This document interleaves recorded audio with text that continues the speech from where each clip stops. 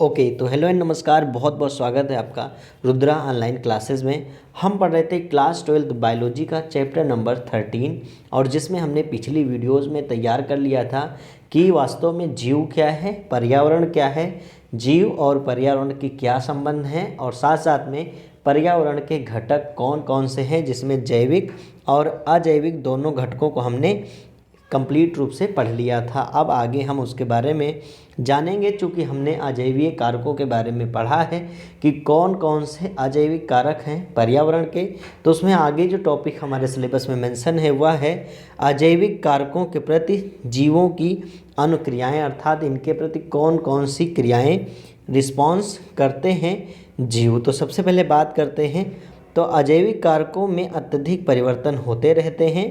जैसे अजैविक कारकों अगर आपने नहीं पढ़ा है तो आप ज़रूर जा कर के इसके बाद वीडियो देख लीजिएगा, जिसमें हमने ताप, प्रकाश, वायु, जल आदि सभी घटकों को वहाँ पर विस्तृत रूप से आपको समझा रखा है।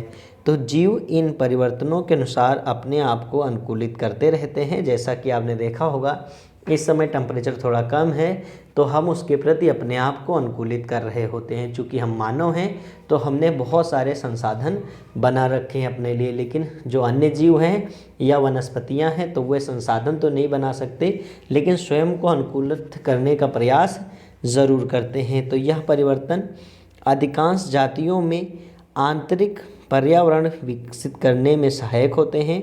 ये आंतरिक पर्यावरण जब अस्थायी हो जाते हैं तो इसे हम समस्थापन कहते हैं। होमियोस्टेसिस का मतलब होता है कि जीव अंदर से ही उस पर्यावरण के प्रति अपने आप को ढाल ले जाए या अनुकूलित कर ले जाए। तो अजैविक कारकों के विरुद्ध जीव प्रतिकूल एवं विषम परिस्थितियों में अस्तित्व संघर्ष के लिए निम्नलिखित विधियां अपनाते हैं। चूँकि इसका जो डिटेल है वो आपने डार्विनवाद में भी पढ़ा होगा, जिसमें चूँकि इस बार सिलेबस में डार्विनवाद हटा दिया गया है, लेकिन डार्विनवाद जब भी आपने हाई स्कूल में पढ़ा होगा तो वहाँ देखा होगा कि डार्विनवाद में कहा गया था कि जीव संघर्ष करता है, और संघर्ष में तो उसको सजातीय संघर्ष, अंतर्जातीय संघर्ष और पर्यावरणीय संघर्ष होता है।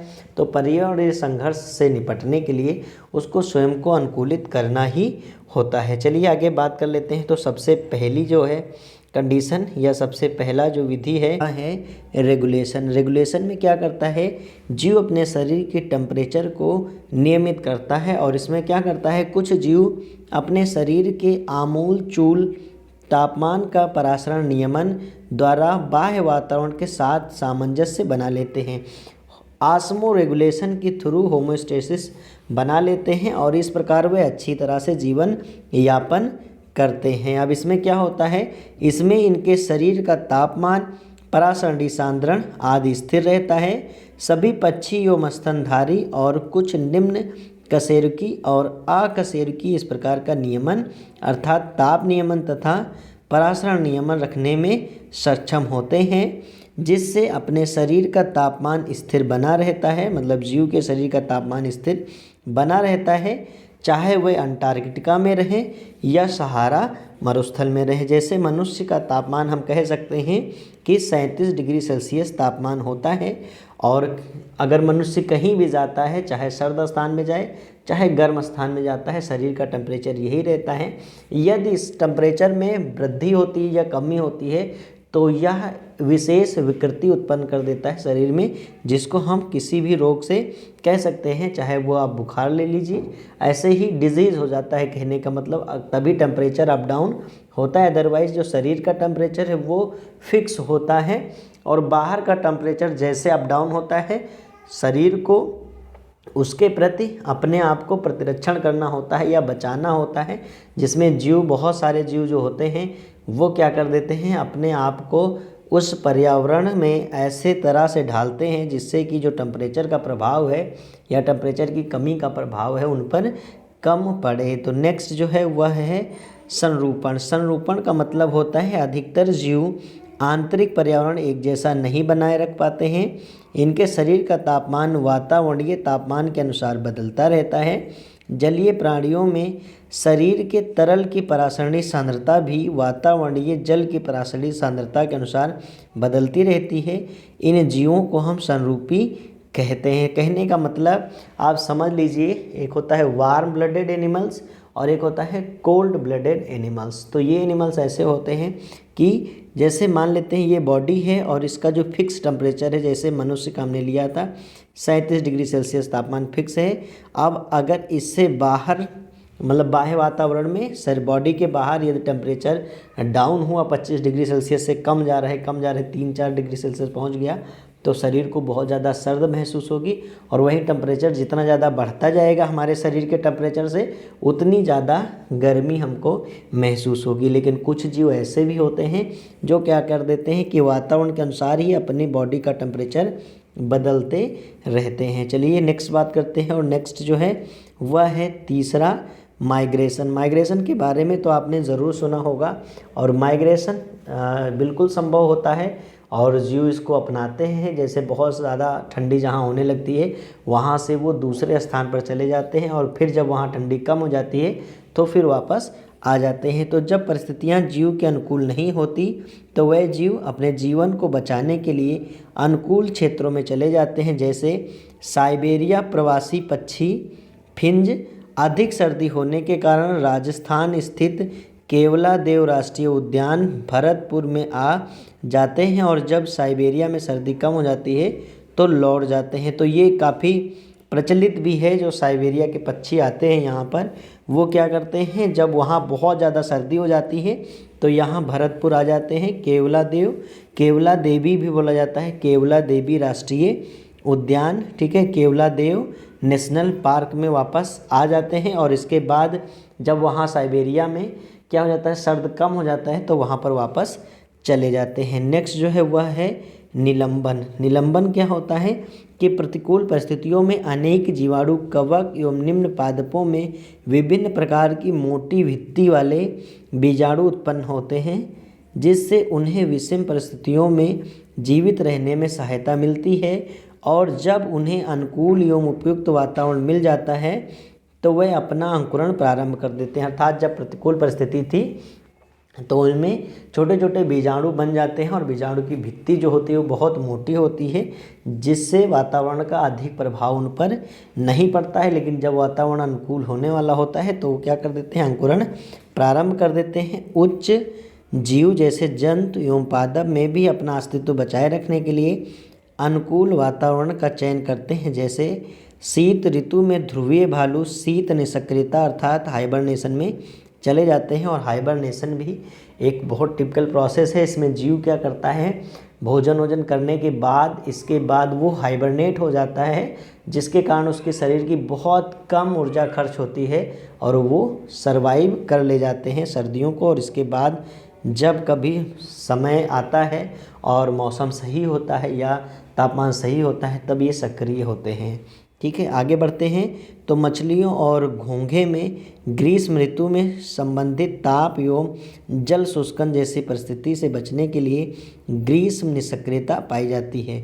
वैसे बहुत सारे जीवों में क्या होती है, शीत निष्क्रियता पाई जाती है, जबकि इनमें क्या होता है, ग्रीष्म निष्क्रियता पाई जाती है। इसके बारे में भी आप डिटेल में ज़रूर पढ़ें, बुक से पढ़ लीजिएगा कि क्या होता है निष्क्रियता। इसमें जीव जो है वो अपनी मेटाबॉलिक एक्टिविटीज़ को कम कर देते हैं और एक सुरक्षित स्थान पर लेट जाते हैं या बैठ जाते हैं, और इसके बाद जब तक वातावरण सही नहीं हो जाता तब तक वहाँ से हटते नहीं। नेक्स्ट टॉपिक जो हमारे सिलेबस में मेंशन है वह है आवास एवं पारिस्थितिकी निकेत। तो इसके बारे में लगभग 1 से 2 नंबर के क्वेश्चन पूछे जा सकते हैं, इसको अच्छे से आप समझ लीजिए।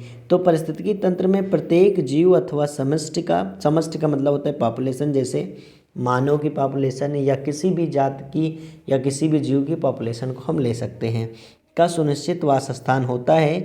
वास्तव में पारिस्थितिकी वासस्थान वह है जहाँ समष्टि या उसके सदस्य सामान्य रूप से निवास करते हैं। जैसे यदि आपसे बात की जाए कि ध्रुवीय भालू कहाँ पाए जाते हैं, तो आप ऐसा तो नहीं कहेंगे कि पहाड़ी क्षेत्रों में पाए जाते हैं, वो आप कहेंगे कि ध्रुवों पर पाए जाते हैं। तो ऐसे ही सबका अलग अलग क्षेत्र होता है, उन्हीं क्षेत्रों को हम क्या कहते हैं, आवास या निकेत कहते हैं। तो निकेत समुदाय में किसी जात की भूमिका को स्पष्ट करता है या हर जात के लिए अलग हो सकता है। पारिस्थितिकी निकेत के बारे में यदि आगे हम बात करें तो पृथ्वी पर लगभग 20 लाख सजीव जातियां रहती हैं, जिनमें से लगभग 15 लाख जंतु एवं 5 लाख पादप उपस्थित हैं। बात समझ में आ गई। प्रत्येक जीव जाति विशिष्ट कार्य एवं आवास ग्रहण करती है। कार्य, क्रियाशीलता एवं आवास के सम्मिश्रण को ही पारिस्थितिकीय निकेत कहते हैं। अर्थात ऐसा स्थान जहाँ के जीव के कार्य, क्रियाशीलता और आवास को एक हिसाब से सम्मिश्रित कर दिया जाए वही कहलाएगा पारिस्थितिकीय निकेत। यदि 1 नंबर में क्वेश्चन आता है तो यही परिभाषा आपको लिखनी होगी कि प्रत्येक जीव जाति विशिष्ट कार्य एवं आवास का ग्रहण करती है। हर जाति का अलग अलग काम होता है, अलग अलग आवास होता है और अलग तरीके से जीवन यापन होता है। तो कार्य, क्रियाशीलता एवं आवास के सम्मिश्रण को, कॉम्प्लेक्स को ही पारिस्थितिकीय निकेत कहते हैं। और निकेत निम्न प्रकार के होते हैं। देखिए ध्यान से, अगर 2 नंबर या 3 नंबर में निकेत पूछा जाता है तो आप उसका प्रकार भी लिखेंगे। सिर्फ 1 नंबर में पूछा जाता है तो 1 लाइन की परिभाषा आपको लिखनी है सिर्फ, ठीक है। तो निकेत निम्नलिखित प्रकार के होते हैं। सबसे पहला है आवासीय निकेत। तो प्रत्येक जाति या जनसंख्या के अधिग्रहण में आवास का विशिष्ट भाग या भौतिक स्थान को ही आवासीय निकेत कहते हैं। बात समझ में आ गई। तो ये सभी समान रूप से वितरित ना होकर के सहभागी होती है। प्रत्येक जाति का एक सूक्ष्म आवास अवश्य होता है, अर्थात वहाँ पर सिर्फ वही जाति पाई जाएगी, दूसरी जाति वहाँ पर नहीं होगी। मतलब सिर्फ सूक्ष्म भाग में, बाकी तो काफ़ी क्षेत्र में मानव भी है और दूसरी जातियाँ भी रह रही हैं, लेकिन एक पर्टिकुलर ऐसा प्लेस जहाँ पर मानव पाया जा रहा है, ठीक है। तो ये सभी समान रूप से वितरित ना होकर के सहभागी होती हैं। प्रत्येक जाति का एक सूक्ष्म आवास जरूर होता है, क्योंकि 2 जातियां एक ही आवास या स्थान पर दीर्घ अवधि तक जीवित नहीं रह सकती। जैसे मानव के घर में चूहा रहता है, लेकिन तब तक ही रहता है जब तक मानव की नज़र में वह नहीं पड़ता है ना। और यदि बहुत सारे जानवर जो हैं वो पालतू हैं जिनसे मानव को लाभ होता है तो मानव उनको अपने साथ रखता है, लेकिन फिर भी अपने आवास स्थान पर नहीं रखता है। मतलब जहाँ वो रहता है वो थोड़ी दूरी तो रखता ही है ताकि वो जीव सेपरेट रहे, ठीक है। आहारीय निकेत या पोषणीय निकेत। जैसे कि हमने बताया कि पहले तो कोशिश होती है कि जो आवासीय निकेत है वह अलग अलग ही हो, लेकिन बहुत बार आपने देखा होगा कि एक ही घर में विभिन्न जीव रहते हैं। जैसे सांप भी रह रहा है, बिल्ली भी रह रही है, चूहा भी रह रहा है, कुत्ता भी रह रहा है, मानव भी रह रहा है और अन्य पशु भी रह रहे हैं। तो ऐसे में होता क्या है कि किसी तरह से आवास तो साझा कर सकते हैं, लेकिन उनका जो भोजन का सिस्टम है वह तो अलग हो ही सकता है, क्योंकि ऐसे में ही तो संघर्ष स्टार्ट होता है।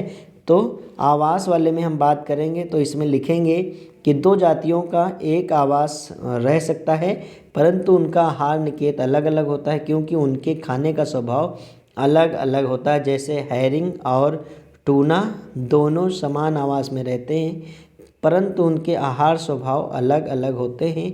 टूना हैरिंग को खाते हैं और हैरिंग जंतु प्लावक को खाते हैं, अर्थात जू प्लैंक्टन्स को खाते हैं, और टूना उनके ऊपर रह करके उन्हीं को खाते रहते हैं। है जीवन स्वरूप निकेत। तो भिन्न स्तर में शारीरिक संगठन वाले पादप भली प्रकार से साथ रहते हैं। उदाहरण के अनुसार अगर देखें तो वृक्ष और शाक या वृक्ष एवं झाड़ियाँ आपस में क्या रहते हैं, एक साथ रह सकते हैं। ऐसे पुनरुद्भवन निकेत तो पादपों के बीच वृद्धि या कायिक प्रजनन इकाइयों के अंकुरण की परिस्थितियाँ या समय की भिन्नता के कारण साथ रहने वाली जातियाँ भी कुछ एक स्थान पर रह सकती हैं, और इसे ही हम कहते हैं पुनरुद्भवन निकेत। तो इस तरह से हमने आज 2 टॉपिक क्लियर कर लिया है। पहला टॉपिक जो हमारा था वह था आप जिसमें जान पाए थे कि अजैविक कारकों के प्रति जीवों की क्या प्रतिक्रियाएं होती हैं, जिसमें हमने कंप्लीट रूप से जाना कि रेगुलेशन क्या होता है, माइग्रेशन क्या होता है, ऐसे संरूपण क्या होता है, इनके बारे में डिटेल में हम लोगों ने जाना। और फिर इसके बाद हमने किया बात आवास की और निकेत की, कि आवास क्या होता है और निकेत क्या होता है। अब नेक्स्ट वीडियो में हम जो टॉपिक पढ़ने वाले हैं मोस्ट इम्पॉर्टेंट टॉपिक है, क्योंकि वहाँ से 3 नंबर का जो क्वेश्चन है वो आपको 100% देखने को मिलेगा, और जल्द ही 1 से 2 वीडियो और बनेंगी इस चैप्टर की, और ये चैप्टर कंप्लीट हो जाएगा। फिर हम लास्ट चैप्टर को पढ़ा देंगे। अभी थोड़ी प्रॉब्लम्स की वजह से ही मैं रेगुलर नहीं रह पाया हूँ, लेकिन अब वीडियोज़ आपको ज़रूर रेगुलर मिलेंगी। Thank you.